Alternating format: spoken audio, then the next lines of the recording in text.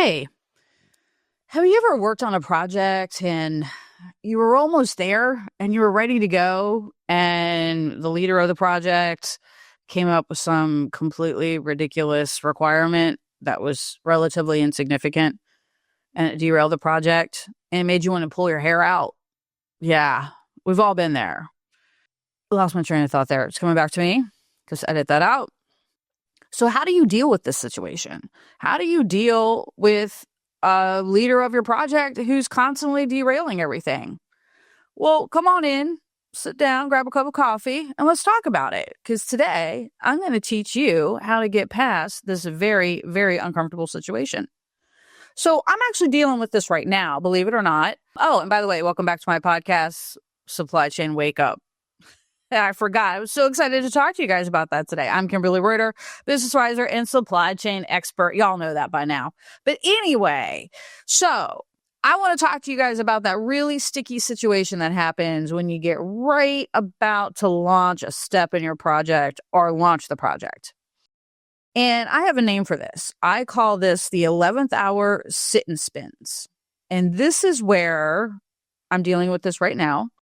And I've dealt with this with almost every startup project I've worked with that the owner was involved. And that right about 10 miles down the 11-mile road, they start coming up with bizarro requirements.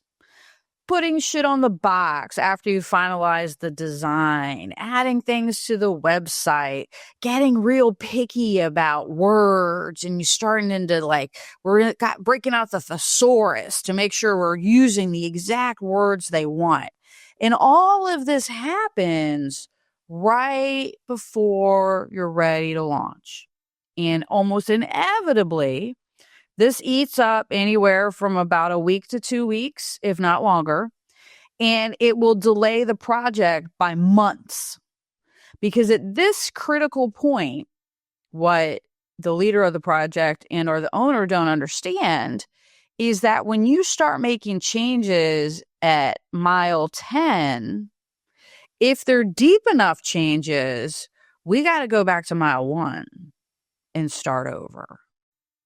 It isn't a matter of just making a tweak right now. In some cases, it is. Some cases, we're moving something or we're changing a shade of a color or tweaking a photo. Those things are relatively easy. Correcting a spelling mistake, easy fixes. Adding a new element to a box, changing how we communicate about our product and what the requirements of it are. Whew.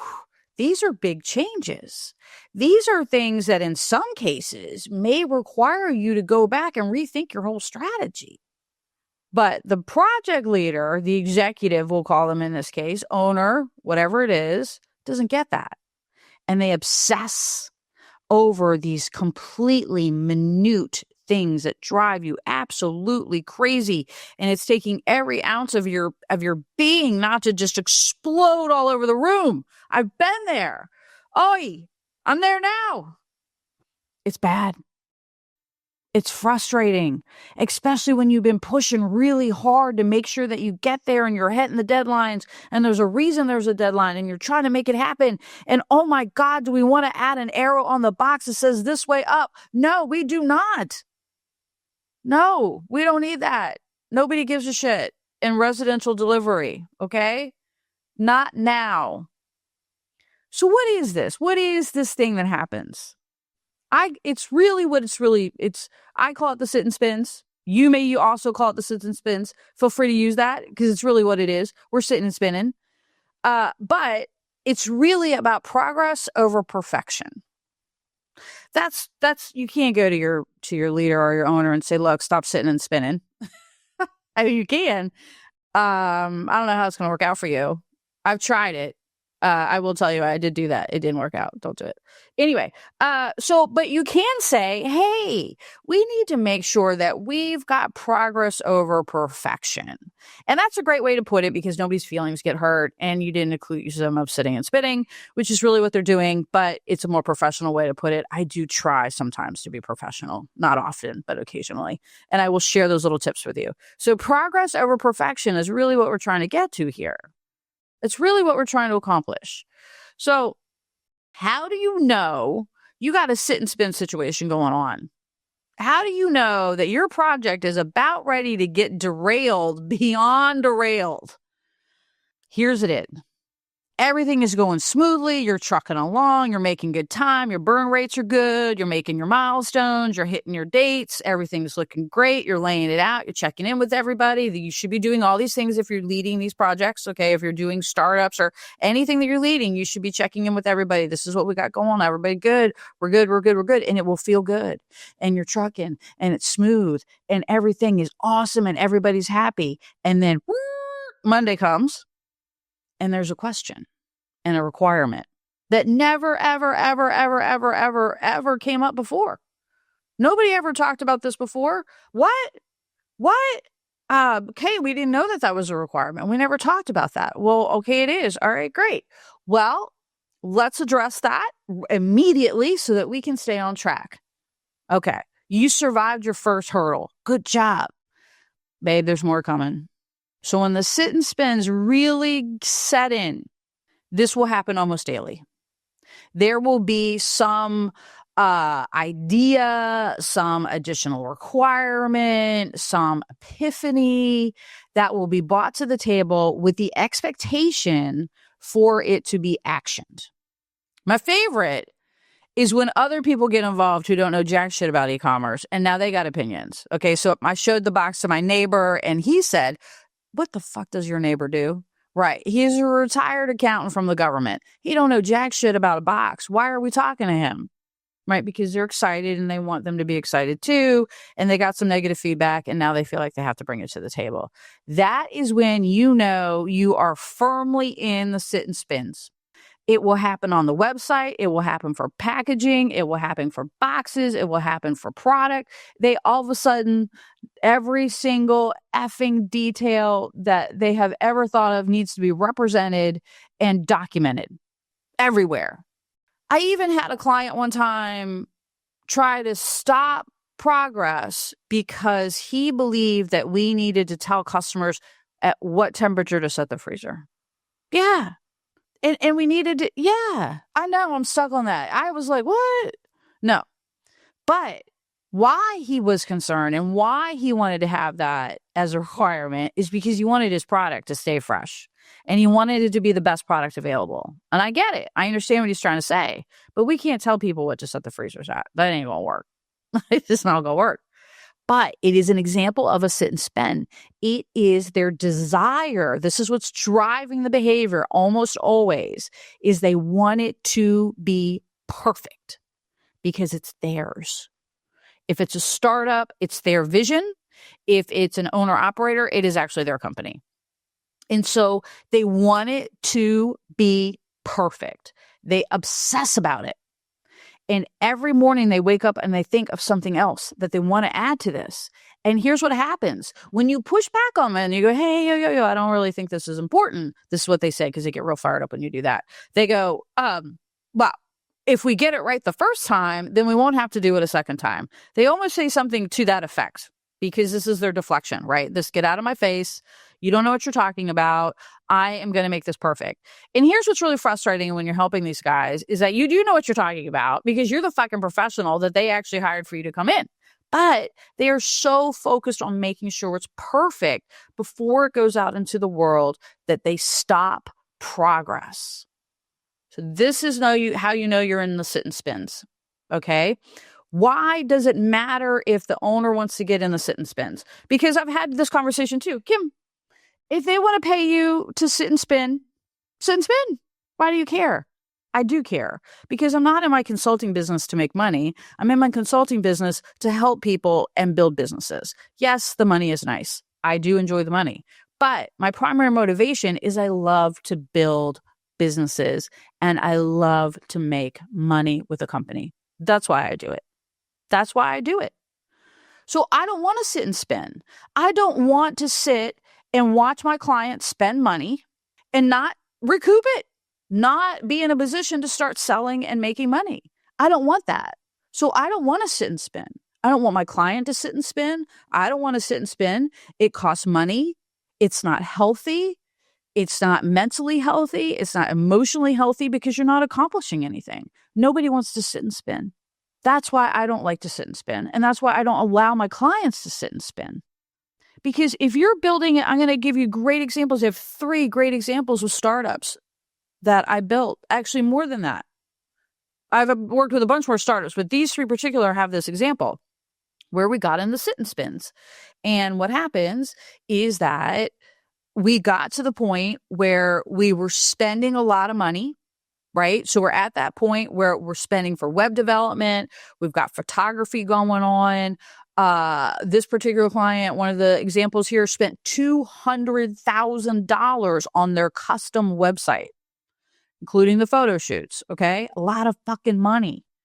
So what happens is that they're shelling out all this money and they're trying to tweak and perfect, which gets expensive because every time we got to send something back for a little change, sometimes it costs more money. So things are getting expensive.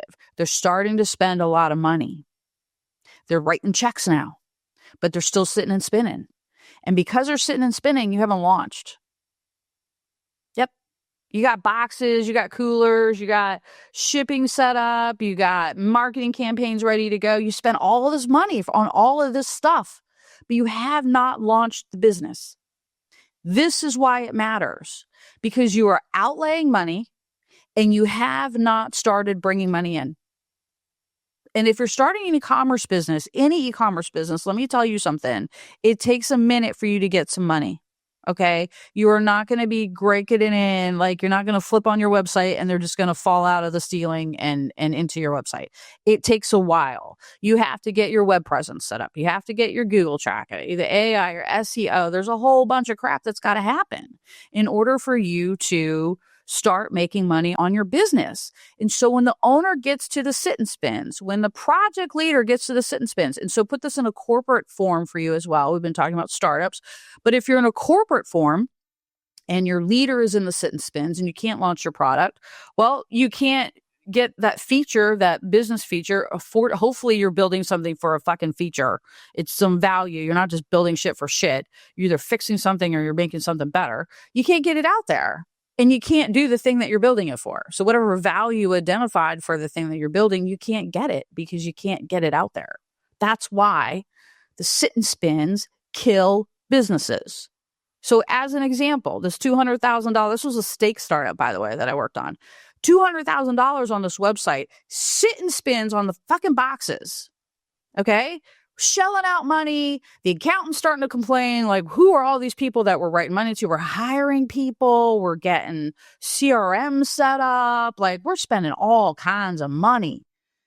And we're not selling anything because the website's not up yet. Because we're still sitting and spinning on the background colors or the whatever fucking the product looks like. And yes, the product does need to look good, but we were down to like what color peppercorns need to be on it. And God damn it, we need to get the fucking shit out there, because this is what happens 2 months after that. Okay. Where's the money? How come we're not making any money? Where are the sales? All of a sudden, you get your website out there. You finally, after delaying it for 4 months because of all this crap going on in the background, boxes, all this, you finally get the website out there. Yep. Oh, we're 4 months behind. It's finally out there. And inevitably, in both corporate and startups, the owner of the project, the product, whatever it is, owner of the company, inevitably goes, 2 months after you've finally gotten the website out there, they're like, where's all the business? Excuse me? Yeah. You said that we were going to have all of this business. Like, we've got a plan that we're supposed to be making all this money by now. Yeah, you're right. We are. But we're 4 months behind schedule. Yeah. Yes. We did estimate that we would be selling, $10,000 worth of product a week in April. Mm-hmm. But we just launched in February. Yeah, at the end of February. And by the way, all the good seasons are gone now. All the big foodie seasons. We've completely missed the holidays. We blew past Thanksgiving, blew past Christmas, blew past New Year's Eve, have completely missed Valentine's Day, which is your last day for steaks in an e-commerce big sell kind of environment. Yeah, so now we got to wait it out to the summer months until some grilling season starts. Yeah. This is why the sit and spins matter. This is why progress over perfection matter, because you are shelling out resources and money. You're shelling out even more resources and money when you got the sit and spins, and then you're not bringing any money in. Progress over perfection. Get it to 80%, kick that fucker out there, start making some money, and then we can tweak it, right? Start getting some flow. We can make it better, get some customer feedback, see what's going on. Here we go. Progress over perfection. All right. So we know what the problem is. I've given you lots of examples. So how do you deal with this? How do you keep this puppy rolling? Okay, one way to start it, and sometimes this works, if you can get a lot of momentum in the beginning, you can just steamroll your shit right through it. You can just keep it going so fast that they don't have a chance to catch it. Now, occasionally you can do that, but that's got to be a pretty small company, and you got to have a lot of trust. And I've done that, and it's beautiful, which is just get out of the way, let me make it happen. You just write the checks. That's a tough one. If you can do it, do it. But that takes a lot of finesse, a lot of skill, and a lot of trust, and quite frankly, a lot of planning and headspace up front to make that shit happen, because you don't have time to think about it when it's going. So one is a steamroller method. You can try it. That's advanced. Let's say that's an advanced method. You should not try there.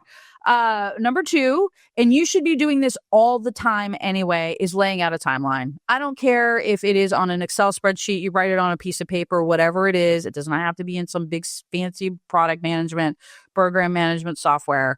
You could just do it on a piece of paper, Excel spreadsheet. Lay out the timeline for them. Okay. When do you want to launch by? Well, we got to be launched by, whatever. Okay. Thanksgiving. It's the holidays we use as an example. Well, you got to be launched by Thanksgiving. Okay, great. And then you back it up. Okay, to be launched by Thanksgiving, we have to do, and these are the days that we need it by. And then you continue to tweak that. And every time they start with the sit and spins, you break out that little timeline and you go, hey, we were supposed to sign off on this 4 days ago and that hasn't happened. So what would you like to do now? We're going to miss our date. So we need to decide today on whatever it is that's holding us up, or I'm going to have to move this date out. Now, they don't like that. I'm not going to fool you and say that they're like, oh, okay. No, they always fucking argue with you about that. Like, why does it take so long? Like, why can't they just turn it around? Like, blah, blah, blah. And you're going to have to educate them on why all that is true. Okay. But that's step number two. Always have a timeline so that they can understand when they're sitting and spinning that we ain't moving. Timelines are slipping. That's number two. And you should be doing that anyway. That's basic. Okay. You should be doing that. The third method to try to deal with the situation is to actually call out the sit and spin. Is to sit the owner down and say, you have the sit and spins. Okay. We need to focus on progress over perfection. We are making this way more expensive than it needs to be, and we are making it way more time consuming than it needs to be. So, and the reason I'm bringing this up to you, and this is what you have to talk to them about. This is the purpose of this conversation. Number three is you're losing money conversation. Okay. You have the sit and spins and you are going to lose money because of this. This is number three. You hit him in the financial pocket. Because number two is the timeline, and that makes sense, right? You need to have that anyway to let them know that the timeline is slipping. But if that doesn't work, and you're not going to go to number one yet, right? That's an advanced. If that doesn't work, you have to sit them down and explain to them in detail, hey, we have either laid out or about ready to lay out $50, $60, $70, $80, $100,000 in packaging, our website fees, or whatever it is, or our marketing, or whatever it is that we're about ready to dump a bunch of money on. And we have not opened the inbound money valve. Okay. So it's not that money isn't, we're not allowing it to come in. We have not opened that yet. So you're going to continue to lay out those money and there is no money coming in. And eventually you're going to get really upset about that. And so I want to talk to you about it now on why we need to focus on progress over perfection, because we need to get some revenue coming in so that we can start offsetting these costs. That is number three. Okay. So this is how you can identify the sit and spins know that you're in the sit and spins, and how do you try to avoid the sit and spins, and then how do you deal with the sit and spins? Okay. To deal with the sit and spins, number one, we can do the steamroll, advanced technique. It takes a lot. That's a ninja move. I'm not going to lie about it with the steamroll. I have been successful, but I would say I'm only about successful 50% of the time with the steamroll. They do catch up to me. Number two is you should always have a project timeline, is to discuss a project timeline and why this is impacting the deadline. And number three is that really hard financial conversation, which is, hey, while you're sitting here and spinning, we're spending money, but it ain't coming in. It's hard. It's so hard to deal with this. I'm not going to lie to you about it. That's some ways for you to deal with it. So go out there, get your project back on track, stop sitting and spinning. Peace out, y'all.